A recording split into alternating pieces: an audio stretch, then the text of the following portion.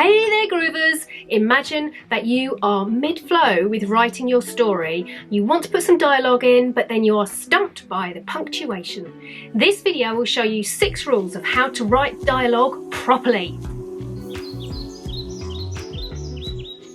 You're writing a conversation between 2 or more people.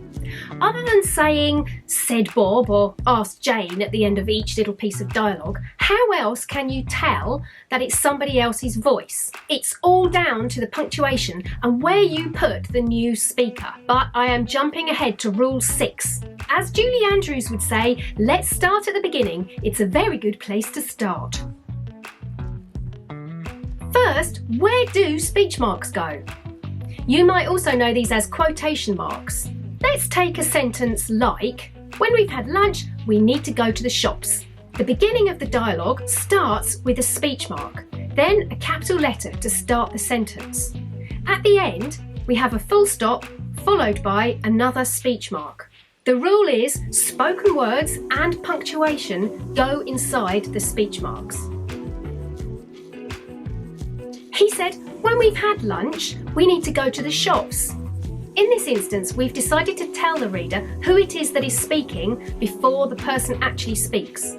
Capital H for he, a comma after said, and then the same as rule number 1. Perhaps you're going to tell the reader who spoke after the dialogue. When we've had lunch, we need to go to the shops, he said. The saying verb comes after the dialogue here, so place a comma at the end of the spoken words instead of a full stop. Then the end speech marks, followed by a small letter H for he.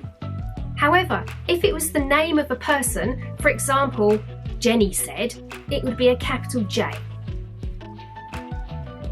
Perhaps you want to break up a long sentence with he said in the middle. When we've had lunch, he said, we need to go to the shops.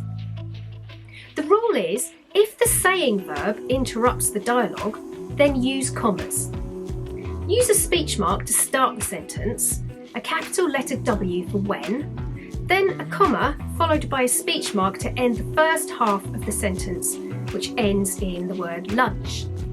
A small H for he said, a comma, new speech marks for the second part of the sentence. As the second half is a continuation of the first, we don't need a capital letter. Finish up with a full stop and a speech mark. What about if you have 2 sentences or clauses that need to be split by a saying verb? We'll have lunch next, he said, then we can go to the shops. As this has 2 dialogues by the same person, it can stay on one line. More about that in rule 6. Each dialogue is a complete sentence. So the first part follows rule number 3. Then, as it's the same person speaking and a continuation part of a conversation, start with a speech mark, capital T for then, and end with a full stop and a speech mark. Rule 6 has a few more rules attached, so pin back your ears and put your thinking cap on. Here's a dialogue between 2 people. Did you catch that mouse? Jemima nodded. Is it still alive? Yes, it's a humane mousetrap. It's still inside, I can hear it. What will you do with it now? Sophie edged toward it to get a better look. I'm going to the cemetery to release it. What do we know? We know there are 2 characters, Jemima and Sophie. And we can tell by where the sentences are who is speaking. Here are the rules. Each speaker is given a new paragraph, no matter how long or short his or her speech may be. Start a new paragraph when you switch from the narrative tract to the dialogue and vice versa. So that's part of the descriptive story and the dialogue. Open and close speech marks at the beginning and the end of the spoken words, even if the speaker talks for the length of a whole paragraph. If the speaker carries on speaking into a second paragraph, do not add speech marks to the end of the first paragraph, but do add opening speech marks to the second, like this. I told him I wasn't going to get that train. I told him over and over. I knew I'd miss it. I had to get up to London, and that was no mean feat. Then it was a taxi journey to the station in rush hour, jump on a bus and walk for 10 minutes to get to the other station.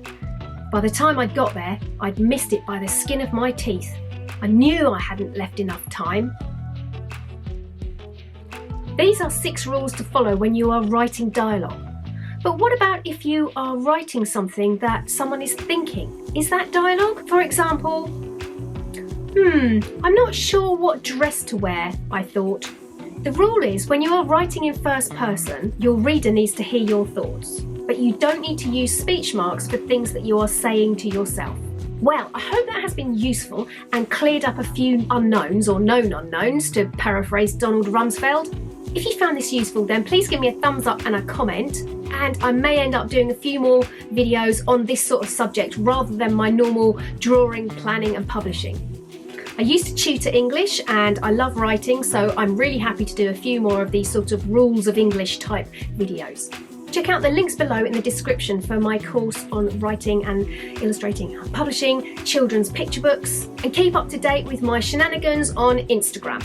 Oh, and make sure you subscribe and ding the bell so that you know when my next video comes out every Friday. Join me next week for a Draw With Me tutorial for Mother's Day. That's the 22nd of March, Mother's Day, folks. I'm off to rub myself in Vaseline and swim across to the mainland to have lunch with a dolphin. See you next week. Nanu nanu!